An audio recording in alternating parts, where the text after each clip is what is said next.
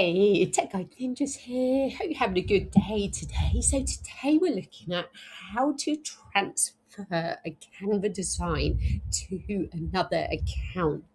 So to get started, open up the design that you want to share. So you have a few options here. So make sure your design has got a name. Then you're going to click on the share button. So your first option is to grant someone else access to the design. So you can do that by adding their email in and inviting them to the design.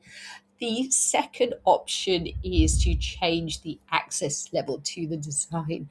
So by default, it's probably set on only you can access. As you can see, access level only you can access. If you want to share the design to another account, click on the down button, click on anyone with link, and you can change their access levels. Do you want the other account to be able to edit it, comment, view?